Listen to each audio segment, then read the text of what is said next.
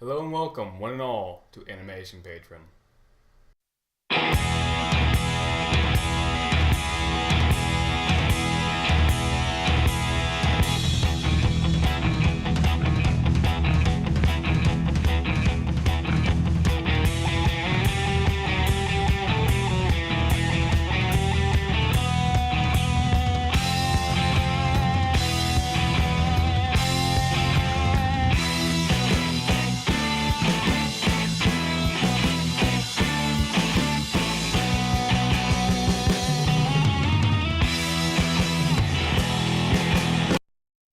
No matter your age, at some point you have seen a cartoon, whether it be an original series made here in the States or imported and translated from other regions. We have all seen cartoons. Some series can get so big that they last for far too long, while others seem to go unnoticed and fade away. And today we're looking at a series that defined a generation, but not in the way that most series do. Today we're looking at the well-known, well-loved, and well-deserved Code Lyoko. Code Lyoko is based around four kids, Jeremy, Odd, Ulrich, and Yumi, as they discover the world of Lyoko, a computerized world connected to our world. In Lyoko lives an evil creature that constantly tries to escape to and control our world. Wait. Humans aren't very original nowadays. Anyways, this evil is named Xana. This disembodied force would seem to have full control over Lyoko thanks to towers placed throughout various landscapes of Lyoko. So the kids have to travel to Lyoko through a supercomputer to shut down these towers. Okay, really? Nonetheless, this ended up being one of the better, if not best shows to be imported from France. And certainly one of the best shows to be on Cartoon Network. It outranks some of their current series, that's for sure. But how did this series start off? While sure later episodes will be award-worthy, having plotlines and character developments that we don't see in many cartoons, it still had a starting place. And starting places are barely, and rarely, the highlights of a series run. And Code Lyoko is no exception. And since we're looking at the first episode of the series, we're going into it like we've never even heard of Code Lyoko before. So, with that out of the way, let's go right into Teddygozilla. Wait, what?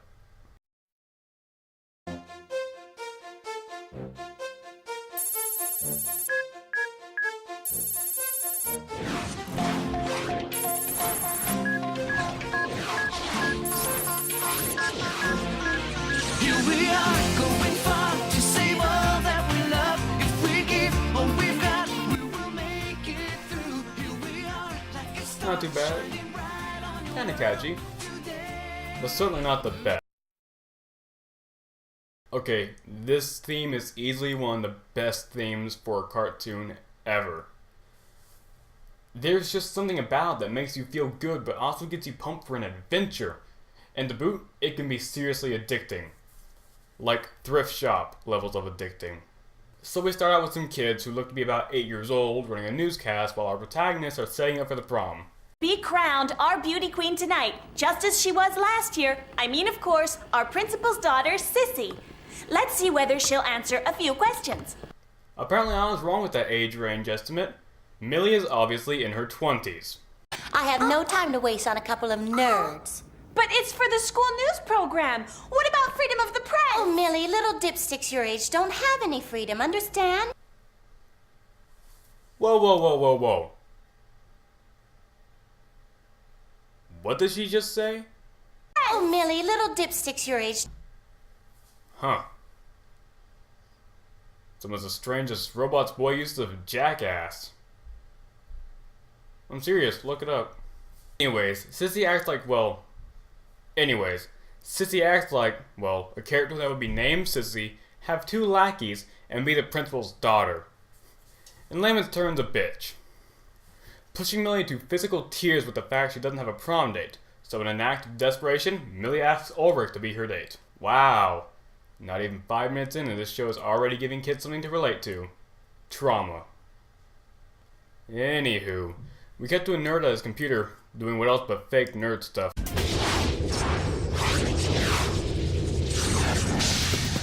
Aelita, this is Jeremy. Do you read me? Aelita? Okay, who the fuck is Jeremy? Who the fuck is Aelita? Where the fuck are we?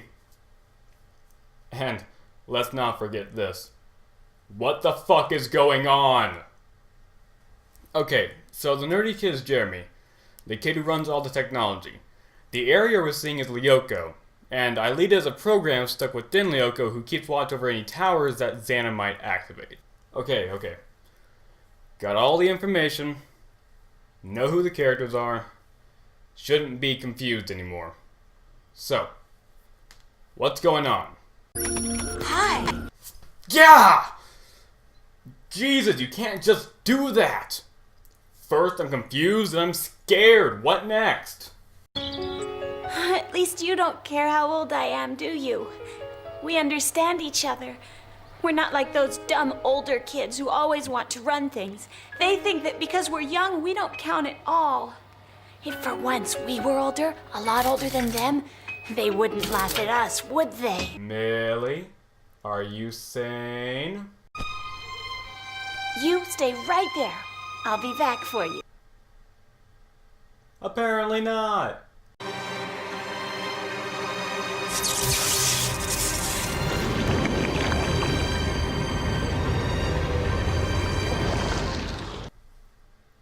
Great. Fear and confusion. Getting away from that, we catch up to Sissy as she dumps her goons to...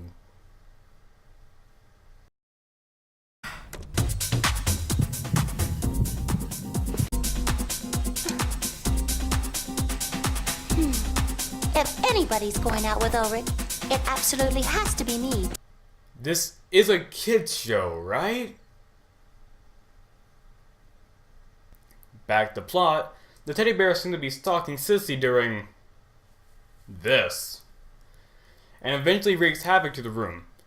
News gets out and our group decides to check it out in case Xana is behind it. What do you think?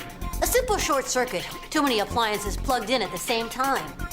Yeah, because having too many electronics plugged in causes the damn closet walls to be smashed in. And then they leave. No joke, they leave a room that looks like an explosion went off in it and leave it at electrical problems. Ugh. Anyways, Millie goes back to pick up her weapon holster, teddy bear, but gets caught by Jim, the school's coach, and gets suspended from the prom for being in an authorized area. Millie and her friend go cry as Odd comes by to help them out, discovering Millie's teddy bear in Sissy's room after the explosion. Oz says he'll check it out for them. Meanwhile, Jim is... Better watch out! I'm a black belt! Bye, Jim.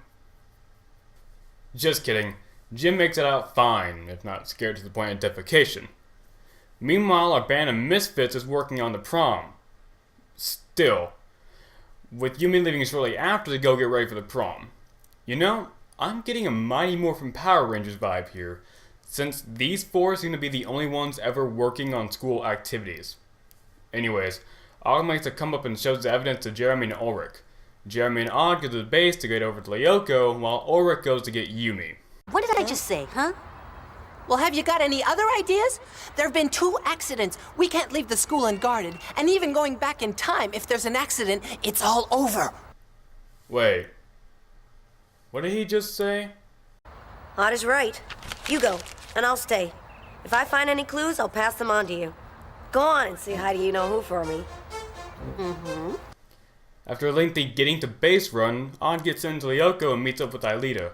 But trouble soon follows in the form of... little crab creatures? Aww, they don't look so bad. I want one! Odd gets damaged in the following fight and he and Aelita retreat when suddenly... Odd! I'm afraid we haven't any choice.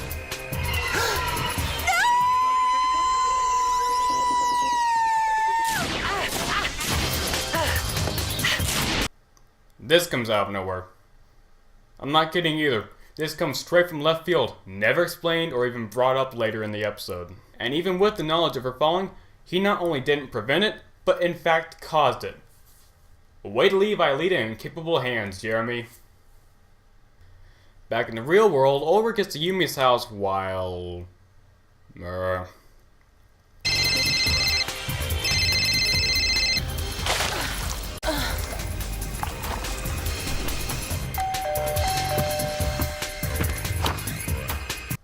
Okay, seriously. This is a kids show, right? Getting away from that, Ulrich and Yumi start heading back to the school to get everyone to safety when holy shit! I want one!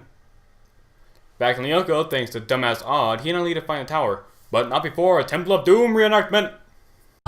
Houston, we've got a problem.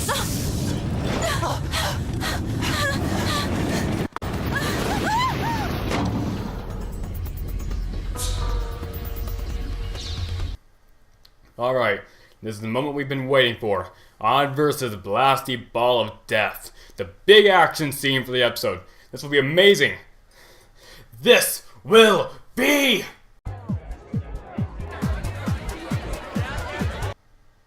Huh? So Ulrich and Yumi get to the prom, where students are stuck in time. Just in time for the Beauty Queen Awards. So of course, they choose now to announce a giant teddy bear is attacking. Quiet! Shut up, all of you! You bunch of idiots! Can't you see what he's trying to do? It's a trick, I tell you! A trick to keep me from winning again this year! For crying out loud, would someone shut her up? A gigantic teddy bear, come on! Why not King Kong while you're at it? Shit! Xana is the villain, right? Ah, damn it, she lived.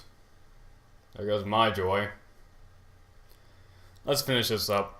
Back in Lyoko, Anna's finishing up Blasting Ball of Death, so Aelita goes to shut down the tower by...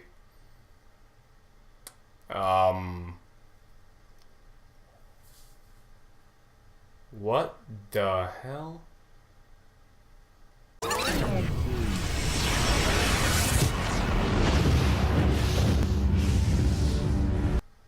No.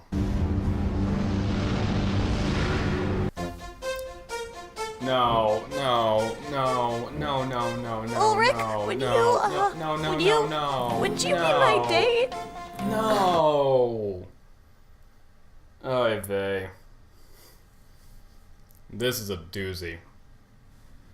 While Code Lyoko will go on to be one of the greater, if not best shows out there, this is just a mess. Poorly paced, bad dubbing on levels of oh dear lord why ridiculous, and worst of all, it's nothing like a first episode should be. Explains nothing, gives the characters character, and it expects the viewers to know what's going on. This feels more like an episode that the showrunners threw together just to fill quota for number of episodes needed for the season. And yes, I do know there's a two-part prequel which does explain everything, but that came long after this. This is just a mess. I do still suggest this show to everyone though. Please do watch this show, but watch the two-part prequel first, and then skip this one. Trust me, you're not missing anything by doing so. That's all I can handle for this week. Shazam.